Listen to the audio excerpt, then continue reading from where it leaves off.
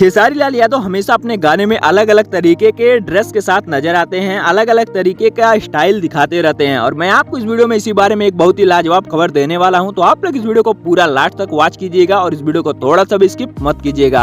आपको बता दें खेसारी लाल यादव का टी सीरीज हमारे भोजपुरी के चैनल से एक बहुत ही लाजवाब गाना रिलीज हुआ था, जिस गाने का टाइटल था बाबू के बाबू।